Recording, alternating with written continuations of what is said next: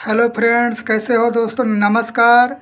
आज मेरा स्क्रीन पर थंबनेल देखकर पता चल गया होगा कि आज हम हरसिंगार पारिजात के पेड़ के बारे में बात करेंगे कि इसको कैसे गमले में लगाया जाए, क्योंकि हमारे बहुत से भाई का कमेंट होता था कि हम हरसिंगार के प्लांट को गमले में लगाते हैं पर चलता नहीं है। तो आज का हम इसी के विषय के ऊपर बात करेंगे। तो आप लोग इस वीडियो को पूरा जब देख लेंगे तब समझ में पूरी तरह से आ जाएगा। कभी भी आपका हरसिंगार का लगाया हुआ पौधा फेल नहीं होगा। आप देख रहे हैं मेरे स्क्रीन पर कितना बढ़िया हरा भरा पारिजात का पेड़ है ये।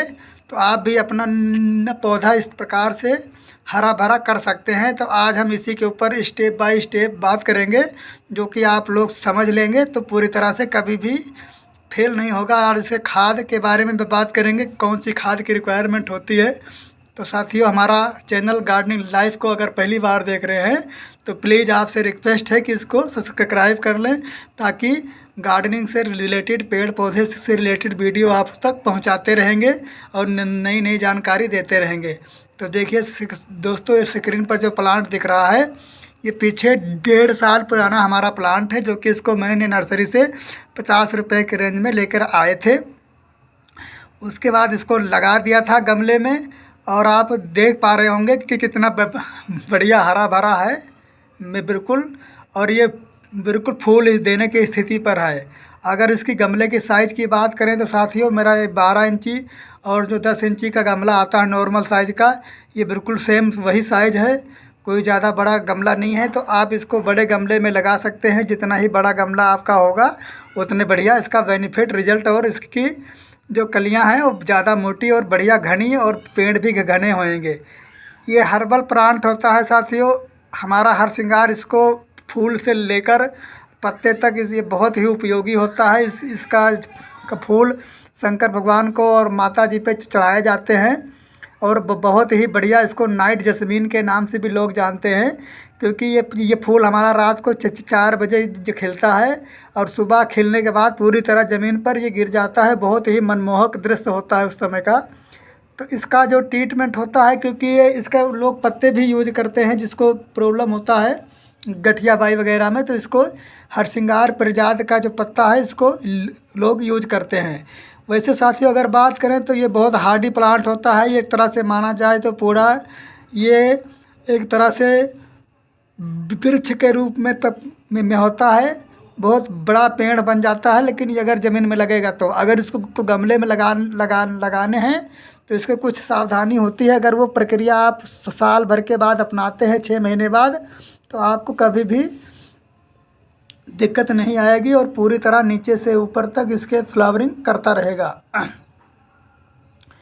क्योंकि इसके अंदर जो कलियां बनती हैं साथियों, बहुत ज़्यादा मात्रा में कलियां बनती हैं और खूब फूल निकलते हैं। अगर इसकी सबसे पहले तो इसकी हार्ड प्रूनिंग करनी चाहिए। देखिए, इसको मैंने 6 इंच जगह छोड़कर 8 इंच जगह छोड़कर पूरी तरह से साल में एक बार इसको कटिंग कर देना चाहिए, किसी चाकू अथवा किसी कटर की मदद से।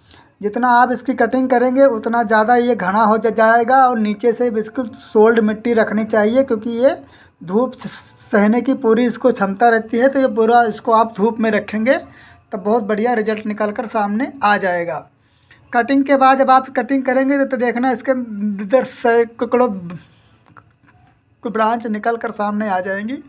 अगर वो कुछ इसकी ब्रांच सूख जाती हैं तो इस तरह इसको कटर की मदद से हमें कट कर देना चाहिए, ताकि ये अच्छे से घना हो सके। वैसे फूल देने का जो समय होता है साथियों, ये अक्टूबर के बाद, अक्टूबर नवंबर दिसंबर, ये पूरी सर्दी मार्च अप्रैल तक फ्लावरिंग करता है। वैसे कई जगह अगर जलवायु के हिसाब से कहीं जगह मौसम ठंडा होता है तो गर्मी में भी फ्लावरिंग कर देता है। वैसे तो ये इसको सर्दी भर ये पूरी तरह फ्लावरिंग करता है। अभी हमारी देखना प्लांट के ऊपर कलियां बनना शुरू हो चुकी हैं। तो अक्टूबर के मंथ में या अक्टूबर के बाद नवंबर में कुछ इसके अंदर सावधानी होती है रिपोर्टिंग करने का। तो आप रिपोर्टिंग करेंगे तो इसका बहुत ही बढ़िया सिस्टम आएगा। देखिए, मात्र 10 इंची के गमले में इस तरह से लगा रखे हैं, और इसको जब आप गुड़ाई करेंगे तो देखेंगे इसके अंदर रूट बोन्स काफ़ी निकल कर सामने आते हैं। तो साथियों, जब आपके गमले में गुड़ाई करते समय इस तरह से जड़ें निकल कर बाहर आती हैं तो समझ लेना चाहिए कि हमारा प्लांट जो है रिपोर्टिंग मांग रहा है। अब हम बात करेंगे कि रिपोर्टिंग को किस प्रकार करना चाहिए। तो इसको पहले एक दिन पहले पानी डाल देना चाहिए। उसके बाद जहाँ से पकड़ कर इस तरह से इसको बढ़िया नीचे से, ऊपर से मत पकड़ना नहीं तो टूट जाएगा। तो इसको नीचे से पकड़ कर पूरी तरह से इसको हिलाकर आराम से इस तरह से सावधानी के साथ हमें गमले को बाहर खींच लेना चाहिए। तो गमला हमारा पीछे रह जाएगा और पूरी जाल बिछा हुआ इस तरह से रोड बाउंड का निकल आएगा। इस तरह ये देखिए, इसके अंदर गिट्टी निकलती है, ठिकरी जो हम लगाते हैं गमले में, तो इसको निकाल कर अलग थोड़ा रख लेना चाहिए ताकि हमें दिक्कत ना आए। तो आप इस तरह से हाथ की मदद से अथवा खुरपे की मदद से पूरी तरह से इसको जब आप झाड़ देंगे तो पूरी जाल की तरह पूरी जाड़ी इसकी तरह से निकल कर ये सामने जड़े जड़े हो जाएंगी। कई बार क्या होता है, हम पानी डाल देते हैं, पानी डालते ही तुरंत निकल जाता है और 2 घंटे बाद ही हमारे पौधे को पानी नहीं मिल पाता है, तो हमारे पौधे का जो पत्ते हैं वो पीले पड़ने लगते हैं। तो इसका सबसे बड़ा रीज़न यही होता है। तो रिपोर्टिंग साल भर के बाद ज़रूर कर देना चाहिए, क्योंकि मैंने पहले भी बताया कि ये जो पौधा होता है ये हार्डी प्लांट होता है, तो ये पूरा वृक्ष का रूप ले लेता है। तो इसलिए इसको अगर गमले में हमें लगाना है तो हमें इसको साल भर के अंदर में एक बार, अगर ज़्यादा बड़ा है तो एक बार, अगर छोटा गमला है तो 2 बार रिपोर्टिंग करना ज़रूरी होता है। जितना ही आप इसकी रिपोर्टिंग करेंगे इस प्रकार से, उतना ही बढ़िया रिजल्ट और हरा पत्ता निकल कर सामने आएगा। तो इसकी फालतू की जितनी जड़ें हैं सारे हमें खुरपा से काट देना है या चाकू से। उतनी ही मिट्टी रखनी है जितनी कि हम नर्सरी से लेकर आते हैं। तो उतना मिट्टी रखोगे तो काफ़ी दिक्कत नहीं आएगी। उसके बाद इस तरह से हमें मिट्टी को पूरी तरह से साफ़ कर लेना है, जड़ें इसकी निकाल कर साइड में रख देना है और पूरी तरह से हमें इसको जड़ों को अच्छे से साफ़ कर लेना है। अब हम बात करेंगे साथियों खाद की। जब हम रिपोर्टिंग करते हैं तो खाद का बहुत बड़ा महत्व होता है फर्टिलाइज़र का। देखिए मेरे हाथ में है ये पुराना केले का छिलका, जो कि केले के जो छिलके होते हैं इसके अंदर बहुत सारे तत्व और विटामिन पाए जाते हैं, कैल्शियम वगैरह। तो ये हर प्लांट को बहुत ही लाभ देते हैं। उसके बाद हमें वर्मी कंपोस्ट खाद भी डालनी पड़ती है।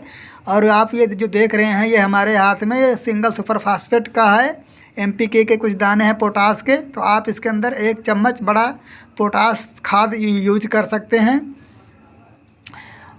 उसके बाद साथियों, ये कुछ चीज़ें ऐसी हैं जो आप अगर जान गए तो कभी भी आप हर श्रृंगार के ऊपर फूल खाली नहीं रहेगा। दूसरी बात खाद आती है साथियों, ये हमारा सिंगल सुपर फास्फेट है, जिसको हम सुपर पाउडर के नाम से खाद को जानते हैं, जो हमारे खेतों में किसान भाई यूज करते हैं धान गेहूँ मक्का वगैरह में। तो ये भी खाद आपको हर नर्सरी पर मिल जाएगी।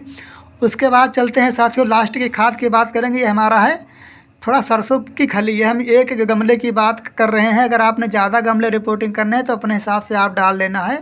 वैसे ज़्यादा ये प्लांट को नुकसान नहीं पहुंचाएगा। सर्दी में रिपोर्टिंग करेंगे तो कोई दिक्कत नहीं आएगी। पूरी तरह से गमले हमें इस तरह साफ़ कर लेना है और साफ़ करने के बाद इसके अंदर नीचे पत्थर का टुकड़ा या जो भी अपना मिट्टी का टुकड़ा या पत्थर का टुकड़ा, जिसको ठिकरी हमारे भाषा में कहते हैं, तो इसका तरह से ठिकरी आप लगा देंगे। इस प्रकार से अगर आप सावधानी के साथ काम करते हैं तो कभी भी आपको माली लगाने की ज़रूरत नहीं पड़ेगी। आप खुद ही अपना सारा काम बड़े आसानी के साथ कर सकते हैं और रिज़ल्ट बहुत बेहतरीन निकल कर आएगा। तो इस तरह से जो हमारी मिट्टी पहले की पड़ी हुई थी उसके अंदर हम खाद यूज कर लेंगे। तो कई लोग सोचते हैं कि कमेंट करते रहते हैं कि माली भाई क्या हमारे खाद को मिट्टी बदलनी पड़ेगी। तो मैं कहता हूँ कुछ नहीं बदलनी, वही मिट्टी हमें दोबारा फर्टिलाइज़र डाल करके दोबारा उसी मिट्टी को हमें यूज करना है। और नई मिट्टी तो बिल्कुल ना ही यूज करें तो ज़्यादा अच्छा है।